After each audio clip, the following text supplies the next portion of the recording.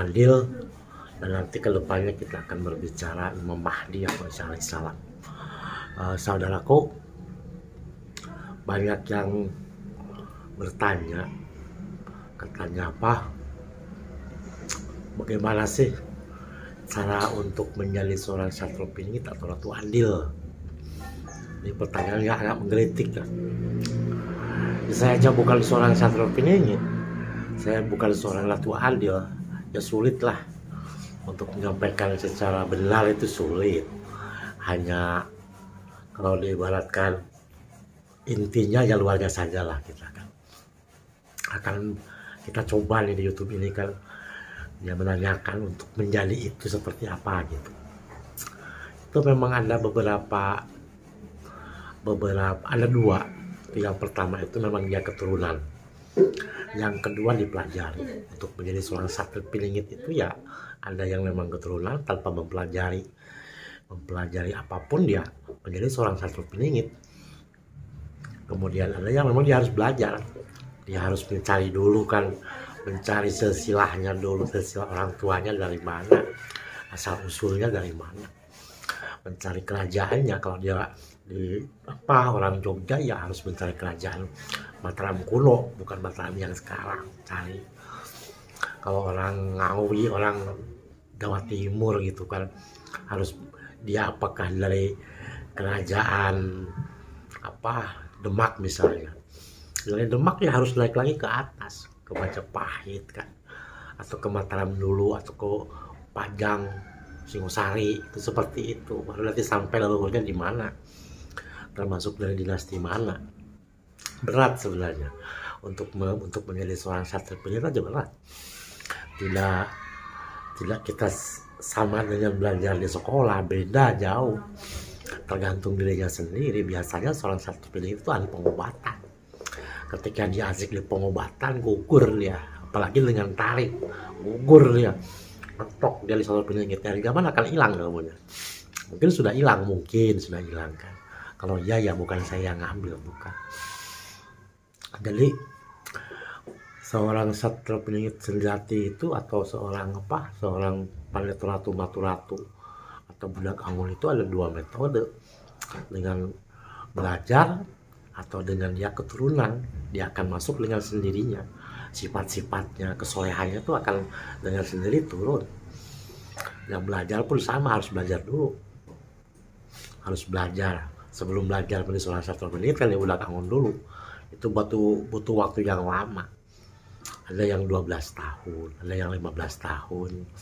Ada yang sampai ke Magelang, ke rumah sakit jiwa, banyak, bukan 1-2 orang. Apalagi orang yang menekuni ilmu gaib gitu kan, seperti apa Saipi gitu kan. Saipi kan dibagi 3, macam-macam Saipi. Salah satunya kan Saipi angin kan. Itu harus puasa katanya. Saya sih belum pernah belajar yang begitu enggak. Harus puasa lah, harus ada yang diwiridkan, ada yang dibacakan, ada yang ada mantra-mantranya. Saya nggak punya mantra, nggak pernah namanya untuk mengambil ilmu Saipi atau ilmu kebal gitu. Harus puasa, harus tirakat, itu nggak pernah kalau saya.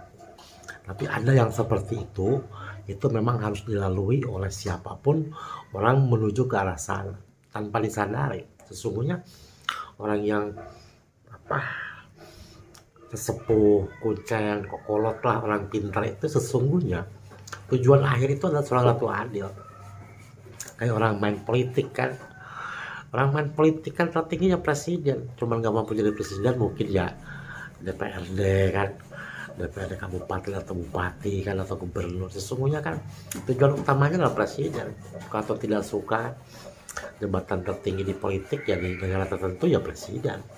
Dia sesungguhnya king master daripada politik gitu kan. Di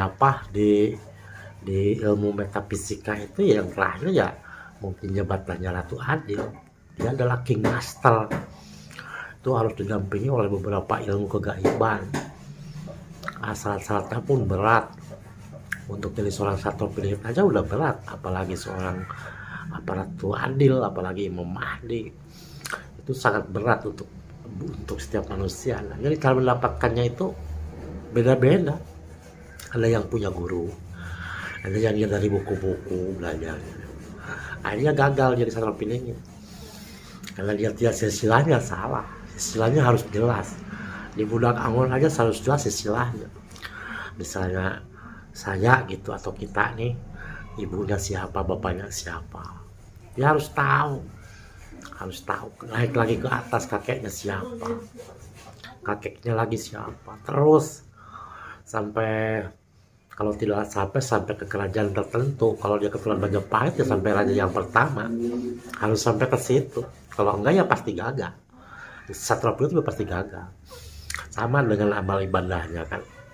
Seorang sastra Piningit yang beragama Islam ya tentu berbeda dengan sastra Piningit yang agama Nasrani, agama Buddha, agama Hindu atau animisme. Karena seorang sastra Piningit itu kan pengertian satu dengan yang lain berbeda-beda. Kalau saya sendiri itu berdasarkan pengalaman apa yang pernah terjadi di kerajaan Sunda Galuh atau di kerajaan yang lainnya, itu ada catatan dalam bukunya. Seorang sastra Piningit itu pengen menjadi seorang Imam Mahdi tapi tidak bisa, karena sesungguhnya syarat untuk itu sangat sulit bagi siapapun, sangat sulit. Banyak yang berakhir dengan pengobatan biasanya. Kalau pengobatannya semakin lama kemudian sembuh, itu ada kemungkinan tuh dia tingkatannya tuh sastra Piningit yang lulus bisa maturatu, bisa paneturatu, bisa maturatu, bisa mungkin kelak dia akan seorang ratu adil, tapi tidak dengan tarif, tidak dengan dibuka gitu, punya yayasan, punya padepokan atau punya pengobatan, itu enggak ada nanti yang mengaku dia seorang ratu adil atau sastra Piningit yang sesungguhnya enggak. Hanya kita menganalisa sajalah, karena teman-teman saya itu kan banyak yang dalam dirinya itu seorang sastra Piningit kan dapat dibaca, jarak jauhnya dapat dibaca dengan mudah, itu dapat dibaca. Nah, untuk menebak itu ada dua, bisa dari keturunan. Kalau misalnya kakeknya dia ada seorang ahli pengobatan gitu kan, seorang sesepuh, seorang dukun, akan turun kepada anaknya, kepada cucunya, tapi cuma satu biasanya, yang hasilnya cuma satu. Kalau dia misalnya seorang dukun ya anaknya ada 5 gitu kan, pasti hanya satu dia yang masuk ke dalam dirinya, yang lain enggak. Itu pun tidak semuanya bisa masuk, karena kemampuan itu harus dibarengi dengan kemampuan yang lain dan tidak boleh salah. Makanya ketika seorang ratu adil itu, seorang satu itu harus ada 3 dimensi. Ya harus dalam agamanya. Kalau dia mengaku agama Islam ya, kalau dia meninggalkan sholat wajib misalnya, meninggalkan puasa gitu, kemudian tidak pernah atau jarang menjalankan sholat tahajud, istikharah, sholat yang lainnya, kemudian juga jarang bersedekah, itu cuma sastra Piningit biasa. Kalau di kelasnya di madrasah gitu, SD kan kelas 6, nah dia baru kelas 1. Sesungguhnya seperti itu. Kalau kita mulai ke kuliah itu ya baru kelas 1 seperti itu, tapi itu memang harus dihadapi oleh mereka. Sedangkan di seorang sastra Piningit yang sejati itu dari yang beragama Islam, ini agak menyinggung karena leluhur saya sendiri kan agamanya pertama Nasrani, kedua kan Islam. Yang Islam aja yang ada catatan di saya yang Islam kebanyakan. Itu seorang sastra Piningit yang lulus ke paneturatu berwudu saja, itu tidak seperti saya, sama semuanya kumur hidung sama semua 3 kali, tapi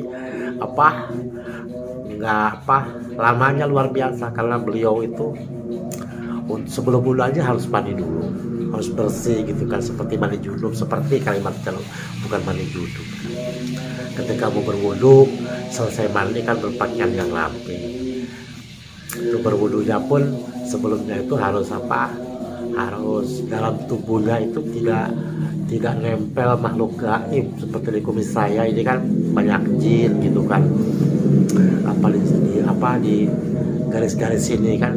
Jadi beliau itu dulu almarhum itu sebelum wudu itu dia mengucapkan kalimat syahadat untuk mengusir barangkali ini ya jin-jin, sampai setiap melakukan di tangan itu kan harus dipegang, di lubang hidung semua dipegang. Jadi lama sekali. Yang namanya seorang sastra Piningit itu wudunya lama. Itu baru wudunya udah lama. Kurang lebih kan sudah saya ceritakan itu sudah 18 menit. 18 menit aja berwudu kalau lama. Nah kemudian sholatnya pun sangat khusyuk, nggak kayak saya paling 3 menit selesai sudah. Apalagi sholat subuh paling setengah menit kan. Kalau bagi seorang Satrio sejati mah jauh. Nah, beliau itu ketika wudhunya aja sampai 8 menit, ketika sholatnya yang paling lamanya di sujud terakhir itulah dia berdoa. Kalau kita kan mendoakan kan paling simpel, gampangnya Rabbana atina fid dunya hasanah kan, seperti itu kan. Kalau seorang Satrio itu bersujud itu betul-betul doakan semua, dirinya, keluarganya, para nabi dan rasul, para jin, para din, para tin, seluruh alam termasuk hewan-hewan didoakan. Kalau Satrio sekarang ya, kalau dari agama Islam masih ninggalin sholat ya nggak bakalan lulus, mentok akan turun nanti ke budak angon, akan hilang ilmunya, kalian zaman akan hilang. Jadi untuk mencapai seseorang ke tingkatan Satrio itu luar biasa susah, apalagi menjadi seorang pendeta ratu, matu, apalagi seorang ratu adil itu susah, harus seleksi. Dan saya sampaikan bahwa leluhur saya aja tidak ada satupun yang lulus menjadi seorang ratu adil, nggak ada yang lulus. Kebanyakan mereka di tingkatnya pendeta ratu, naik Satrio pendeta ratu. Memang ilmunya beda-beda, budak angon tidak memiliki ilmu kegaiban, pendeta Satrio memiliki kegaiban, dari masih tingkat dasar, baru yang tingkat menengah itulah di pendeta ratu, kemudian di matu ratu, dan yang terakhir di ratu adil. Kalau seorang ratu adil kemampuan ilmu gaibnya luar biasa, bisa mengubah alam hanya dalam sepersekian detik, itu satu benua. Kalau kita mau mau hajatan aja, bersujud berkali-kali kepada Allah aja, hujan masih kan. Baca mantra-mantra saya masih hujan kan. Soalnya itu satu benua. Seorang Satrio sejati yang lulus itu satu benua. Itu untuk mendapatkannya sendiri sangat sulit. Harus betul-betul tidak boleh ada kesalahan walaupun satu kali. Makanya tidak heran kalau orang-orang Yahudi yang diincar itulah Satrio ya, ada kemungkinan dia seorang ratu adil. Makanya diincar orang Yahudi sampai sekarang diincar. Aku aja Satrio Piningit gitu, nggak disemperin, nggak diancam, nggak disantet, nggak ada yang datang, bukan Satrio Piningit, itu murid biasa, itu kelas 1 SD itu seperti itu. Kalau orang udah naik betul-betul seorang Satrio betul dihajar habis-habisan. Akan dia, kalau zaman dulu keluarga saya itu dibantai, dibunuh ya, sholat Jumat aja dibunuh. Dulu belum ada jelas senjata AK gitu, belum masih dorlok gitu, itu udah ditembaknya itu seolah-olah diberondong sama puluhan orang gitu.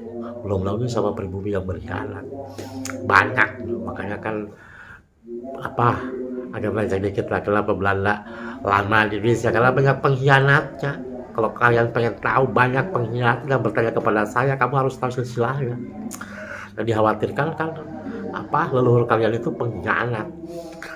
Jadi dari antek-antek Belanda kan banyak, bukan satu. Makanya lama sekali kan Belanda menjajah Indonesia. Kenapa pengkhianatnya banyak? Kenapa negara sulit untuk maju, sulit untuk makmur? Karena banyak pengkhianatnya. Mereka tidak menginginkan Indonesia semakin maju, apalagi Islam bersatu kan mereka tidak mau. Nah mudah-mudahan saudaraku, hanya untuk perbandingan saja. Teman-teman yang Satrio Piningit atau yang metafisika yang tersinggung, saya minta maaf kalau tersinggung ya.